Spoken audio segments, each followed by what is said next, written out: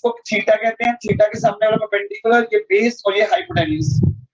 इस थीटा को निकालने की 6 trigonometric ratio, sine, cos, tan, sine का रेसिप्रोकल कॉसिकेंट, कॉस का रेसिप्रोकल सेक और टेन का रेसिप्रोकल कॉट, और ये निकलती है साइडों से पंडित बद्री प्रसाद हरर बोले। तो शॉर्ट में कह सकते हैं साइन थीटा होता है p upon h, cos b upon h और tan b अपॉन b।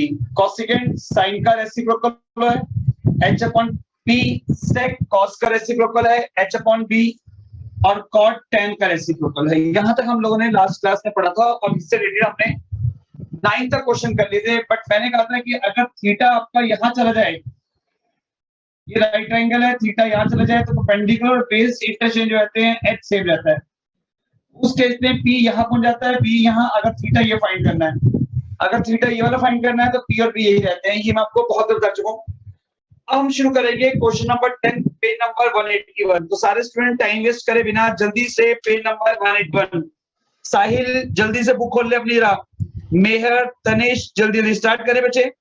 वंश चले बच्चे स्टार्ट कर दो। तो क्वेश्चन नंबर 10 से निकालते हैं, इसके बाद हम लोग अगली एक्सरसाइज करेंगे। और याद से यार 9:30 के लिए रिमाइंड करना, मैं आपको फर्स्ट और सेकंड एक्सरसाइज का एमसीक्यू बेस पे असाइनमेंट भेज दूंगा, क्योंकि पेपर में एमसीक्यू बेस क्वेश्चन आने हैं तो मैं आपको उसके टाइप का क्वेश्चन दे दूंगा कुछ। क्वेश्चन नंबर 10 देखो, in a triangle PQR right angle है क्यू। एक ट्रायंगल PQR है जिसमें राइट एंगल क्यू पे है। लो जी, क्यू को हम राइट एंगल बना देते हैं। और इस क्वेश्चन में हमें फाइंड करना है sin p cos p tan p। तो जो p फाइंड करना है, p को यहां ले लेते हैं, जैसे कि क्वेश्चन आसान हो जाए। हमें p एंगल फाइंड करना है तो इससे p को यहां ले लिया। जब p हो गया इसका मतलब परपेंडिकुलर ये हो गया, बेस ये और हाइपोटेन्यूज आपका ये हो गया। देखोगे बच्चे, अब इस क्वेश्चन में देखते हैं क्या क्या गिवन है। इस क्वेश्चन में हमें कह रहा है कि PR प्लस QR आपको 25 के इक्वल दिया। तो देखिए क्वेश्चन में PR क्या है, H, QR क्या है, P। तो इसका मतलब हम लोगों को इस क्वेश्चन में H प्लस P का सम गिवन है। और कंटिन्यूटी में कह रहा है PQ इज 5 और साथ साथ आपको PQ भी दी हुई है 5। PQ मतलब P। अब इन दोनों को यूज करते हुए आपको पहले तीनों साइडें निकालनी है और उसके बाद तीन ट्रिग्नोमेट्रिक रेशियो से sin, cos और tan फाइंड करना है। उसका मतलब आपके बात क्लियर होगी कि आपका sin P, cos P और tan P तभी फाइंड होगा जब हमें तीनों साइडें पता होगी। अब वो तीन साइडों को फाइंड करने के लिए दो इक्वेशन बनी है। पहली क्या बनी है, h प्लस p का सम कितना है 25 और p का सम कितना है। तो हम एक काम करते हैं, हमें एक थ्योरम पता है पाइथागोरन, जिसके अकॉर्डिंग h का स्क्वायर किसके इक्वल है। यहां तक तो हमें पता ही है ना, बाय यूजिंग द पाइथागोरन करें अगर। अब इस क्वेश्चन में p को ले जाओ, कोई डाउट। अब ये हमारा फॉर्मूला बन गया a square minus b square का। क्या होता फॉर्मूला, a प्लस b और b की वैल्यू क्या दी हुई ऊपर, यहां तक क्लियर। अब देखो h प्लस b की वैल्यू भी कितनी है, तो क्या मैं इस h प्लस b के 25 लगा सकता हूं।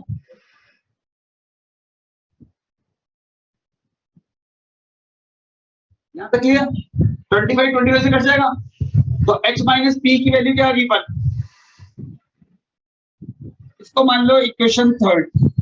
अब अगर 1 और 3 को हम एलिमिनेट करें तो h और p निकल जाएगा।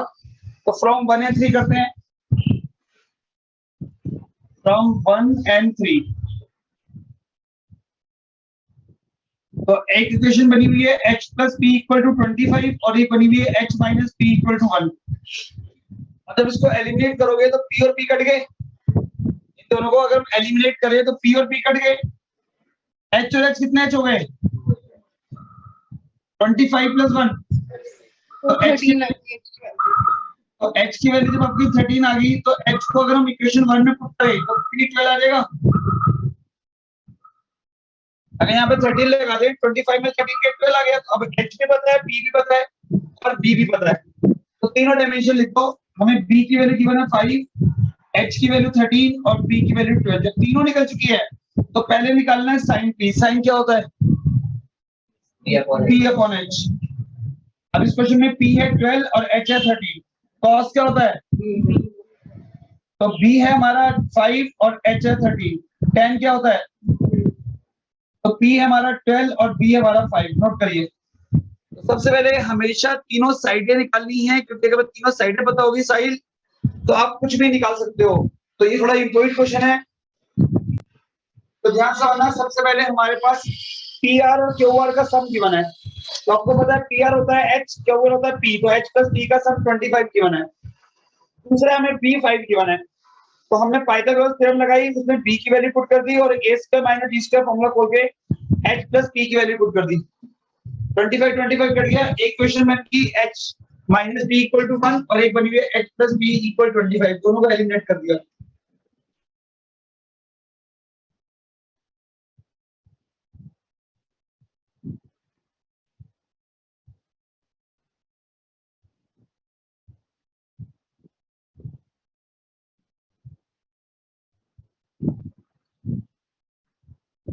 और जल्दी नोट करना, फिर नेक्स्ट क्वेश्चन करें।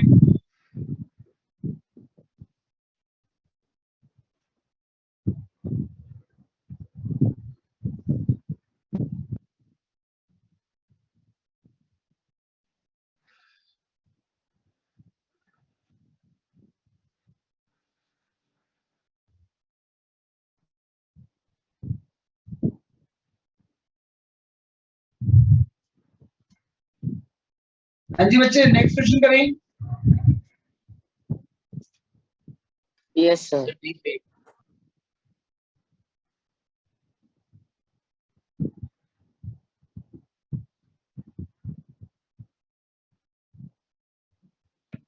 Yes sir, yes sir. चल बेटा, अब आप लोगों के जो नेक्स्ट क्वेश्चन है बच्चे, वो आप लोगों को ट्रू फॉल्स के बेसिस पे करने हैं। स्टार्ट करें।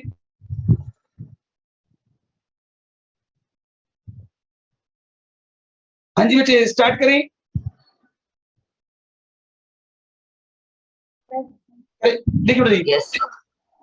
अब एक बात कह रहा है, state the whether the following statement true and false, the value of 10a if always less than 1। ये क्वेश्चन इनकम्प्लीट है, सो पूरा कंप्लीट कर लीजिए। नीचे if find the value of 10a if triangle is isosceles. Sir, if mu is हाँ जी, the tan A is always. हाँ जी, देखिए जी, थोड़ा नेक्स्ट क्वेश्चन ध्यान से देखना सारे बच्चे। आपको पता है कि tan a की जो वैल्यू होती है वो कभी भी आपकी 1 से लेसर नहीं होती। वो कह रहे हैं कि tan हमेशा ऑलवेज लेस देन 1। तो आपको पता है बच्चे कि हम लोगों ने एक कांसेप्ट पढ़ा हुआ है कि अगर हमारा ट्रायंगल आइसोलेस है, आइसोलेस ट्रायंगल में अगर ये वाला एंगल कितना है 90, तो ये बाकी दो साइडें इक्वल होने की वजह से 45 हो जाएगा एक एग्जाम के अकॉर्डिंग। तो उसके अकॉर्डिंग अगर सपोज यहाँ पे ये ले लो, तो आपने क्या देखा कि अगर हम tan 45 निकाले तो वो क्या आ रहा है हमारा 1 आ रहा है, लेस देन 1 तो नहीं आ रहा। तो क्या tan हमेशा 1 से लेस ही आता है? ऐसा तो नहीं है, tan 1 भी आ सकता है। इसका मतलब फर्स्ट कंडीशन क्या होगी हमारी?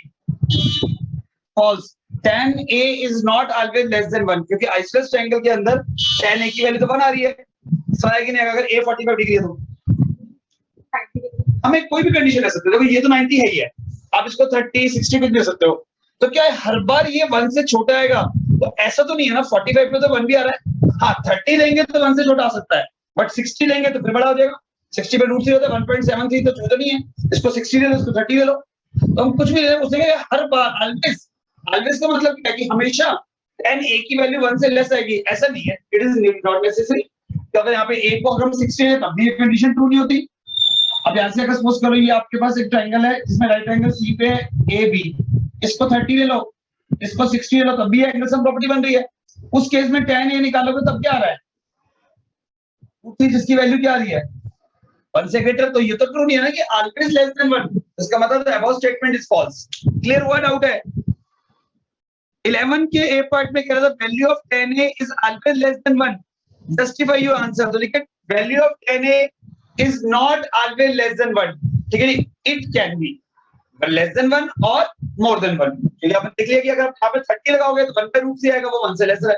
बट 45 या 60 पुट करते हैं तो वो ट्रायंगल की कंडीशन को भी सेटिस्फाइड कर रहा है, और उसमें एंगल tan a की वैल्यू जो है वो क्या आ रही है 1 या रूट 3। समझ आया बच्चे? ये हम नेक्स्ट स्टेप में पढ़ेंगे। 10, 45 और 60 की वैल्यू अगली एक्सरसाइज में गलती उन्होंने इसमें डाल दी है। आप लोग इसको जब करोगे तो अगली एक्सरसाइज का पूछना है, ये जब भी अगली एक्सरसाइज में 10, 45 की वैल्यू निकालना सीखेंगे। कंफ्यूज होना गलती मैंने आपको बता दिया। अब ये वैल्यू निकालना हम सीखेंगे। 10, 45 1 कैसे होता है, 10, 60 कैसे होता है, ये अगली एक्सरसाइज का टॉपिक है। कंफ्यूज मत होना इसलिए, ठीक है। तो 10, 45 की वैल्यू 1 होती है, ये हम अगली एक्सरसाइज में पढ़ने वाले हैं। इसका सेकंड पार्ट क्या है? इसका सेकंड पार्ट है कि अगर आपको सेक ए 12/5 दिया हो, ठीक है जी, for some value of angle a, तो सेक ए अगर 12/5 पॉसिबल है, चेक कर लेते हैं। अगर पाइथागोरस के अकॉर्डिंग ये कंडीशन को ट्रू करेगा तो पॉसिबल है। देखिए जी, एक चीज और देखते हैं। अब इसको मैं कर दूं, the sum value of angle A. Next करें बच्चे। अब सुनो, ये कुछ चीज नोट कर लीजिए जो आप लोगों के की पॉइंट्स हैं जो एग्जाम में काम आएंगे। एक तो ये बात नोट कर लो कि साइन ए हमेशा -1 और +1 में लाई करता है, और कॉस ए भी, ये चीज नोट कर लीजिए। वैसे सब चीजें अगली एक्सरसाइज की है क्योंकि इसमें वैल्यू निकालना सिखाएंगे, बट अभी आप नोट कर लीजिए। साइन ए और कॉस ए की वैल्यू हमेशा -1 से +1 में लाई करती है। ये इसकी एक रेंज है कि आप साइन का आंसर ए की वैल्यू कुछ भी पुट कर लो, बट उसका आंसर कभी भी -1 और 1 से क्रॉस नहीं करेगा। ऐसे ए की वैल्यू आप कुछ भी पुट कर लो, बट -1 और +1 से क्रॉस नहीं करेगा। ये साइन और कॉस की रेंज होती है। एक नंबर में कई बार बोर्ड में कुछ आता है, तो ये आप नोट कर लीजिए।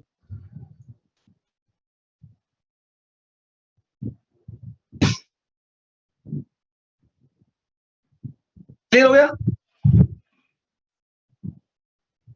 हाँ जी, यहां तक क्लियर है?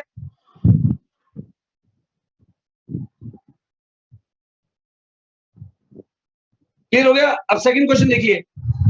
अगर आप लोगों को सेक ए दिया हुआ है, सेक की वैल्यू दी हुई है आपको 12/5, तो यहां से पहले कॉस की वैल्यू निकाल लो। तो कॉस की वैल्यू क्या आ रही है? 5/12, जो कि इसका रेसिप्रोकल होता है। और 5/12 क्या होता है? 0.4, 0.41 से इन दोनों में लाई कर रहा है। इसका मतलब कंडीशन क्या हमारी? क्योंकि मैंने आपको बताया था कॉस और साइन की वैल्यू हमेशा -1 और +1 में लाई करती है। तो अगर हम लोगों को सेक की वैल्यू दी हुई है तो पहले उससे किसकी वैल्यू निकाल लो? कॉस की।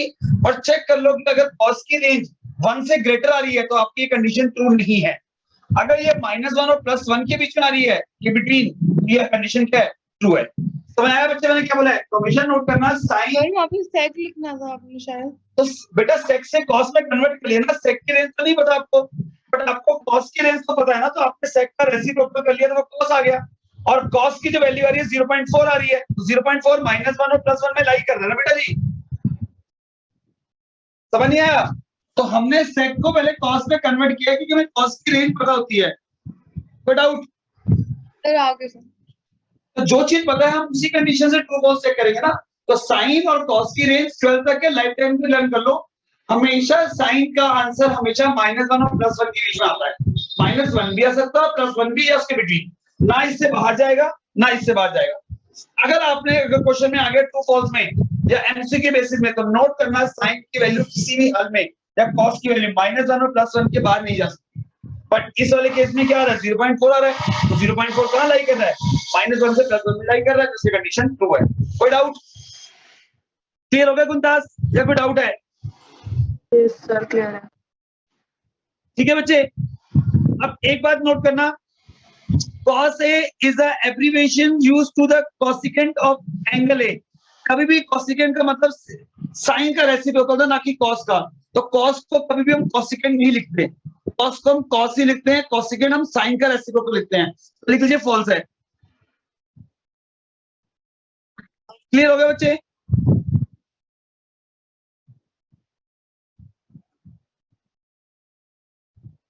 ऐसी cot A is a product of cot into NG। कभी भी cot और A का प्रोडक्ट cot A नहीं होता, ये कंडीशन फॉल्स है। क्योंकि एंगल है, एंगल का कभी भी कोई भी ट्रिग्नोमेट्रिक रेशियो बिना एंगल के नहीं हो सकती। तो खाली कॉट का कोई मतलब ही नहीं है। कॉट के साथ कोई एंगल जरूर होगा, और एंगल एंगल आपस में मल्टीप्लाई हो सकते हैं, ऐसे ये नहीं मल्टीप्लाई हो सकता। तो उसका मतलब above condition is false. No doubt? क्योंकि ये एक एंगल होता है कॉट थीटा, तो बिना एंगल के कभी भी ट्रिग्नोमेट्रिक रेशियो नहीं लिखी जाती। तो उसके खाली कॉट तो हम लिख ही नहीं सकते। तो आ गया दूसरा, कॉट का कोई एंगल जरूर होना चाहिए। तो ए अलग से अगर मल्टीप्लाई नहीं होता ऐसे, ये इसी का पार्ट होता है। क्लियर हो गया बच्चे? तो ये पूरा का पूरा कॉटेजेंट ए है, ना कि एंगल ऑफ ए अलग से। यहां तक क्लियर हो गया? लास्ट आपको बताइए साइन थीटा 4/3 दिया हुआ है, 4/3 को चेक करोगे तो 3, अब 3 को 4 से डिवाइड करोगे 1 पॉइंट समथिंग आ गया, 1 पॉइंट समथिंग इसको क्रॉस कर गया, तो उसका मतलब ये भी कंडीशन फॉल्स है। अब लास्ट पार्ट देखो, हमें साइन थीटा किसके इक्वल दिया हुआ है 4/3, डिवाइड करके आंसर आ रहा है 1.3, 1.3 1 को क्रॉस कर गया, इसका मतलब अबव कंडीशन फिर क्या है, ये कंडीशन पॉसिबल नहीं है, क्योंकि साइन की वैल्यू कभी भी 1 को क्रॉस नहीं कर सकती।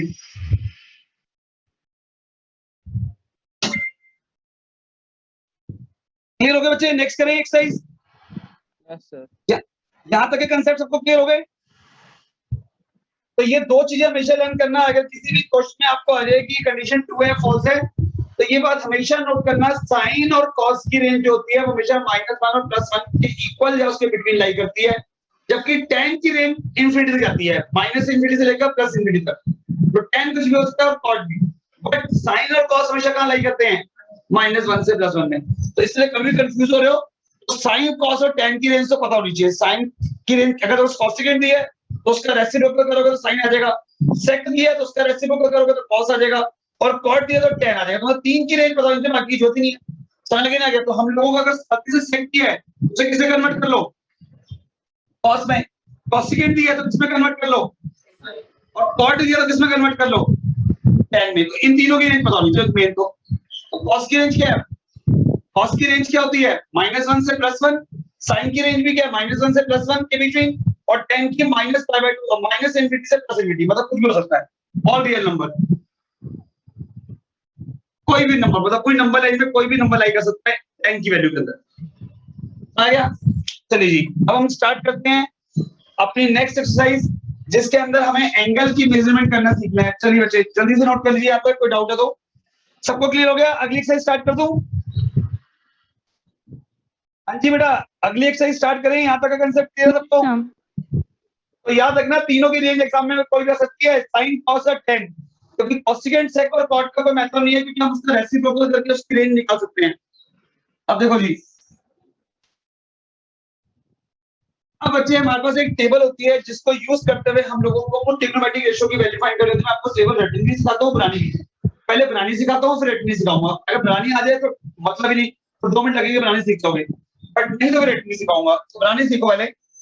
ये हमारे ट्रिग्नोमेट्रिक टेबल बनाने का तरीका होता है, इसे कहते हैं थीटा, जिसकी वैल्यू फाइंड करनी है। थीटा की 3 ट्रिग्नोमेट्रिक रेशियो लेते हैं, इस साइड पे लेफ्ट साइड पे, साइन थीटा, कॉस थीटा और ये tan थीटा। अब इनकी एंगल निकालने को आता है थीटा की वैल्यू, तो साइन थीटा 0 डिग्री पे कितना होता है, समझ गया? साइन ऑफ थीटा 0 पे, साइन कॉस ऑफ थीटा 0 पे और tan ऑफ थीटा 0 पे। फिर 30 डिग्री, फिर 45 डिग्री, फिर 60 डिग्री, फिर 90 डिग्री। इनकी वैल्यू निकालना सिखाऊंगा, और फिर इनका रेसिप्रोकल होता है कोसेकेंट, साइन का कॉस का सेक, tan का कॉट। हाँ जी, बनाना सिखाऊं टेबल? यहाँ पे सबको क्लियर है? टेबल में सिखा दूं? तो टेबल ये दोनों थीटा है, इधर से कोसेकेंट सेक और कॉट निकल रहा है, इधर से साइन कॉस tan निकल रहा है। तो sine of theta, cos of theta, tan of theta. Theta की वैल्यू आपके लेवल पे जो है 10th लेवल में वो 0, 30, 45, 60 और 90 तक की वैल्यू निकालने को आ सकती है। समझ गया? अब इसको रटने का तरीके की बजाय पहले समझना सीखो बनती कैसे टेबल। तो टेबल बनती कैसे? सबको काउंटिंग आती है, तो 4 तक काउंटिंग गिनो, 0 से होल नंबर से 4 तक की काउंटिंग। डाउट? टेबल बनी आ गई? कैसे बनी? 0, 1, 2, 3, 4। अब एक काम करो, पूरी इक्वेशन को 4 से डिवाइड कर दो। डाउट? कर दिया डिवाइड? अब इसका होल अंडर रूट निकाल दो।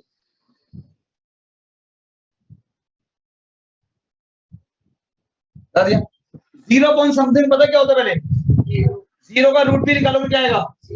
इसका वैल्यू क्या आगे डायरेक्ट इसकी वैल्यू निकाल दोगे। तो साइन 0 कितना होता है? 0। 1 का रूट क्या होता है? 4 का रूट 2। तो क्या आ गई? साइन 30 की वैल्यू क्या आ गई? 1/2। 2 को 4 से कैंसिल कर दो, 2 को 4 से कैंसिल करो क्या आएगा? 1/2। अब 1 का 2, 1 का रूट 1 और 2 का रूट समझ आया? 2 को अगर 4 से काटा तो 1/2 आ गया, अब 1 का रूट तो 1 होता है और 2 का रूट 2 ही देगा, तो ये साइन 45 की वैल्यू क्या आ गई 1/√2। रूट 3 का रूट 3 रहने दो, 4 का रूट क्या होता है 2 ठीक है जी, 4 कट गया, क्या बचा 1 का रूट क्या होता है, and 1. तो टेबल बन गई साइन 0 0, साइन 30 1/2, साइन 45 1/√2, साइन 60 √3/2 और साइन 91। अब इसको रटो, क्योंकि बनाने से कि रटने से क्या होता है कैलकुलेशन जल्दी जल्दी होती है, तो बनानी आगे एग्जाम में। अब रटने के सीधा 0 1/2 1/√2 √3/2 1 0, ये पीछे बोलो 0 1/2 1/√2 √3/2 1, क्या बोलोगे 0 1/2 1/√2 √3/2 1। शिवम हाँ जी 1/√2 3/2 1, फिर बोलो 0 1/2 1/2 √3/2 1, फिर बोलो। ये बेटा पहले जब तुम ऑफलाइन में होते ना मैं स्केल लेके लर्न करता था, तो बाई चांस वो हाइड नहीं हुआ वरना तो ट्विस्ट होती 0 1/2 1/√2 √3/2 1 0 1/2 1/√2 √3/2 1, क्या बोलोगे आप 0 1/2 1 1 2 √3/2 1 0 1/2 1/√2 √3/2 1, टेबल होगी ना, एक बार सीधी एक बार उल्टी। अब सीधा यहाँ से, अब जो चीज यहाँ पे वो यहाँ पे आ जाएगी 1 √3/2 1/√2 1/2 0, समझ आ गया। तो पहली टेबल लाइन मैंने आ गई, दूसरी लाइन इसकी उल्टी, ये यहां से शुरू है, ये यहां से उल्टी शुरू कर दो और तीसरी में इसको डिवाइड कर दो, क्योंकि आपको पता है साइन बाय कॉस जो होता है वो 10 होता है, तो डिवाइड कर लो। 0 को 1 से डिवाइड करेंगे तो आंसर क्या आएगा 0। 1/2 को √3/2 से करोगे 2 कट गया 1/√3, पूरा √2 कट गया 1, 2 कट गया √3, और 1/0 कभी डिफाइन नहीं होता, नॉट डिफाइन, क्योंकि वो इंफिनिटी आया है। 0.10 बट 1/0 नॉट डिफाइन।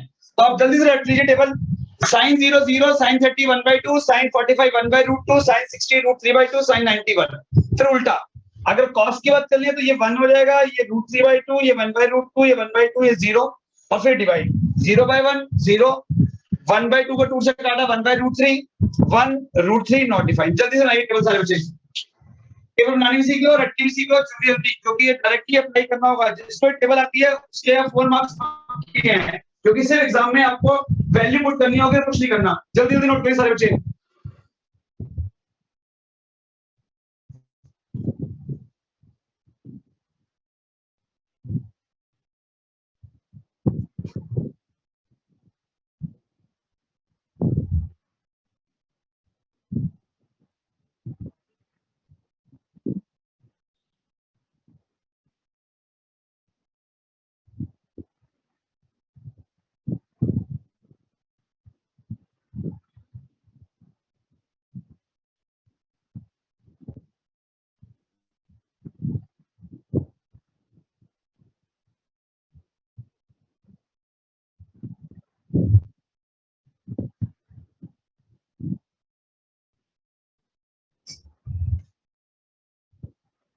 जल्दी जल्दी नोट करिए, फिर अगली से स्टार्ट करें।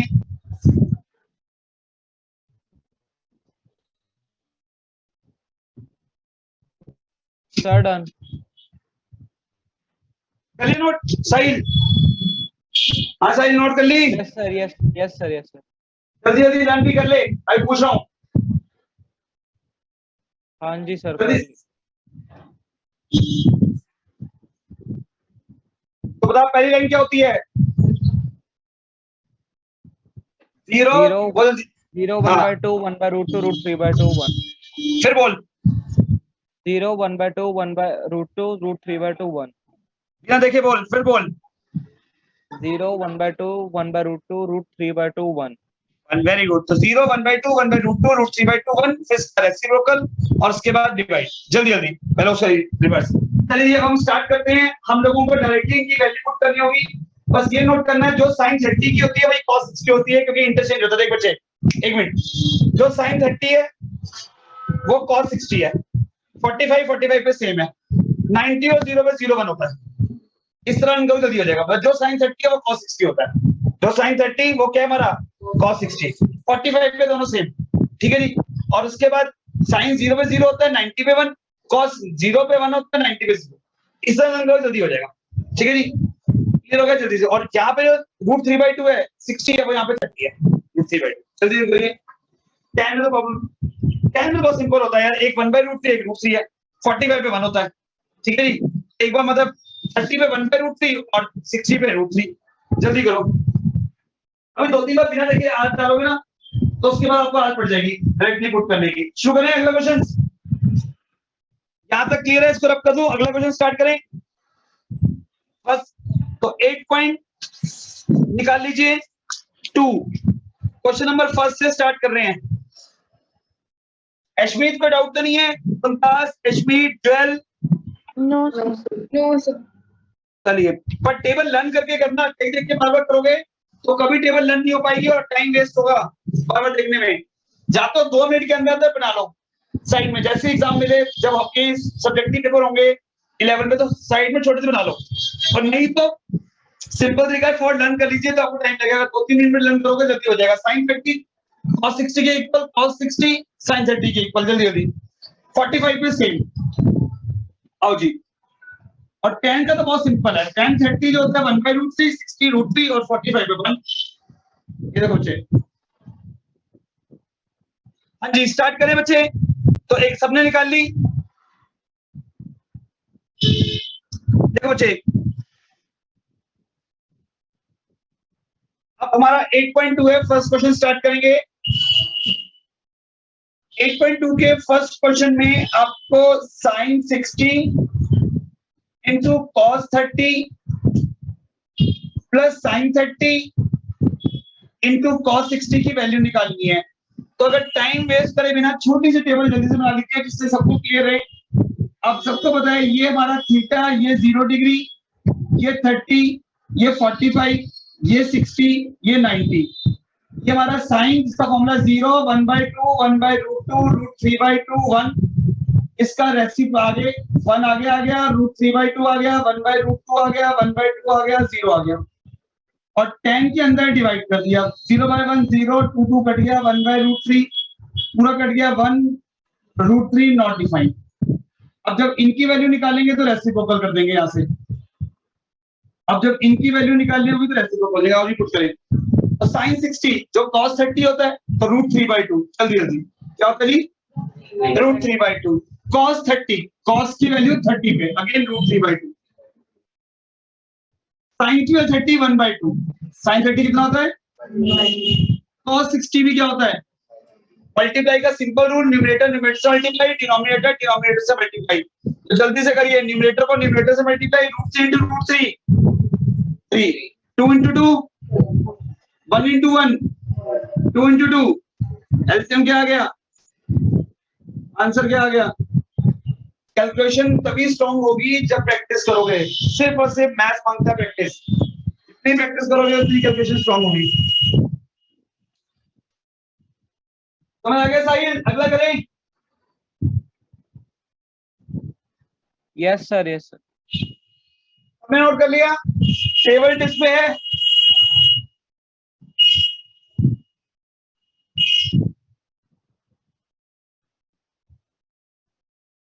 सेकंड करें क्वेश्चन बच्चे, फर्स्ट हमने नोट कर लिया।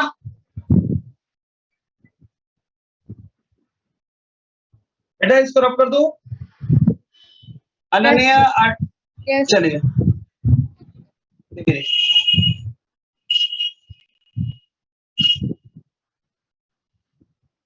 Question number second, question number second में आपको वैल्यू फाइंड करनी है 2 tan स्क्वायर 45। tan स्क्वायर 45 का मतलब tan 45 का होल स्क्वायर ही होता है। tan स्क्वायर 45 का मतलब tan 45 का होल स्क्वायर। इसका अगला है प्लस cos स्क्वायर 30, फिर वही cos 30 का whole square, minus sin square 60 मतलब sin 60 का होल स्क्वायर। अब आप सबको पता है tan 45 की वैल्यू होती है 1, tan 45 1 होता है, cos 30 होता है √3/2, cos 30 क्या होता है √3/2, और sin 60 भी √3/2 होता है। अब 1 का पहले ब्रैकेट्स खोल लो, 1 का स्क्वायर 1, √3 का स्क्वायर 3, 2 का स्क्वायर 4, फिर रूट 3 का स्क्वायर 3, 2 का स्क्वायर 4, एक पॉजिटिव है एक नेगेटिव है तो कैंसिल हो गए। आंसर क्या आ गया, नोट करिए।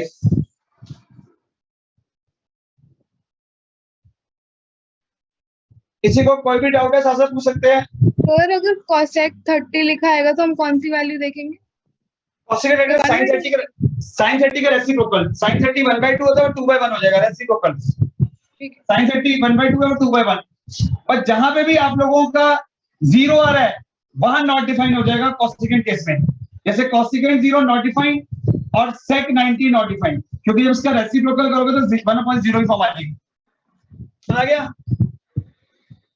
तो नोट करना है, जहां पे sin 0 है वहां पे cosecant नॉट डिफाइंड हो जाएगा, और जहां पे cos 0 है वहां पे sec नॉट डिफाइंड हो जाएगा। ठीक है जी? और जहां पे नॉट डिफाइंड है वहां पे cot 0 हो जाएगा, क्योंकि 0/ये 1/0 है, तो उसका रेसिप्रोकल करोगे तो 0/1 आ जाएगा, क्योंकि यहां से चेक करते समय रेसिप्रोकल देखते हैं। ये समझा? जैसे कि अगर हमारा tan नॉट डिफाइंड है तो नॉट डिफाइंड का मतलब क्या होता है, 1/0 उसको नॉट डिफाइंड कहते हैं।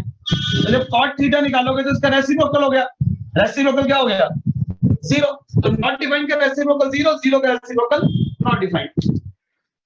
क्लियर हो गया सबको? अगला करें। हाँ जी, समय नोट कर लिया? Yes sir. ठीक है जी।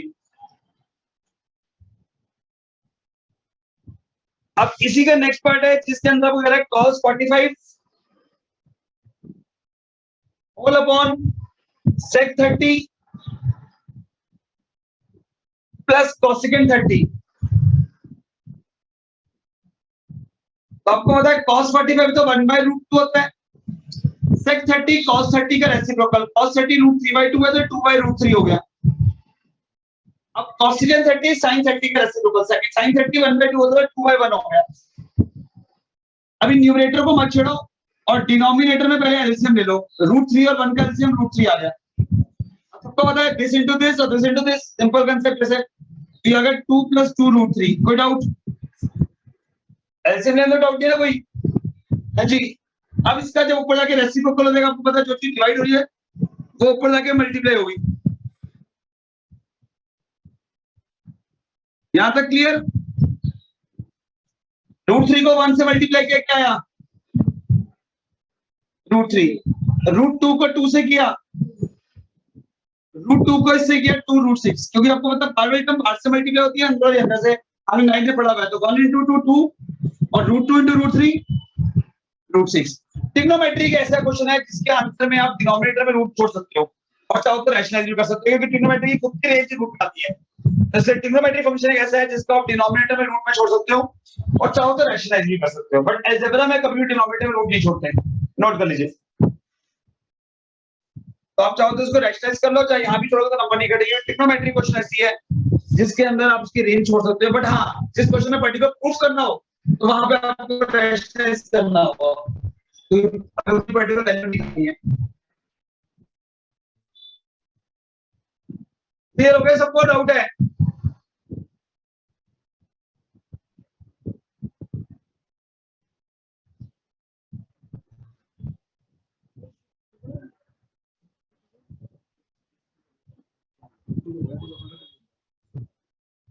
नेक्स्ट करें। यहां तक का कंसेप्ट क्लियर हो गया? इसको रब करूं? चलिए देखिए next question,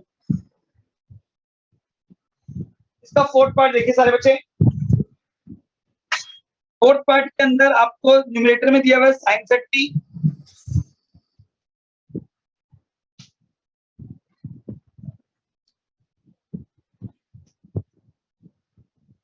degree plus tan 45 degree minus cosecant 60 degree whole upon sec 30 degree cos 60 degree और cot 45 डिग्री। अब आपको पता है sin 30 की वैल्यू 1/2 होती है, tan 45 1 होता है और cosecant 60 sin 60 का उल्टा होता है। sin 60 √3/2 तो 2/√3। sec 30 cos 30 का उल्टा अगेन 2/√3, cos 60 1/2 और cot 45 tan 45 का रेसिप्रोकल। अब पहले हम न्यूमरेटर का एलसीएम लेते हैं फिर डिनोमिनेटर का। तो न्यूमरेटर में 2 1 और रूट 3 आ रहा है तो एलसीएम आ गया 2 रूट 3, तीनों को मल्टीप्लाई कर लो। 2 को 2 रूट 3 से डिवाइड किया, खाली रूट 3 बचा। 1 को 2 रूट 3 से डिवाइड किया तो सेम टू सेम आ गया, सेम उसको 1 से मल्टीप्लाई कर दिया। रूट 3 को रूट 3 से डिवाइड किया तो 2 बच गया, 2 into 2 4 हो गया। डिनोमिनेटर में देख लो ऐसे 2 into रूट 3 into 1 तीनों को मल्टीप्लाई करेंगे, एलसीएम आ गया 2 रूट 3। इसको डिवाइड करा तो रूट 3 कट गया, बचा 2, 2 को 2 से मल्टीप्लाई किया और 2 को 2 से डिवाइड किया, कैंसिल हो गया, रूट 3 को इससे मल्टीप्लाई कर दिया, इसको इससे कर 2 रूट 3 ये हो गया। अब ये पूरी टर्म कैंसिल, डिनोमिनेटर में क्या आ गया, एक 2 रूट 3 एक 1 रूट 3, 3 रूट 3 -4, यहाँ पे भी 2 रूट 3 और 1 रूट 3, 3 रूट 3 प्लस 4, यहाँ भी छोड़ सकते हो और उसको रैशनलाइज भी कर सकते हो जल्दी से।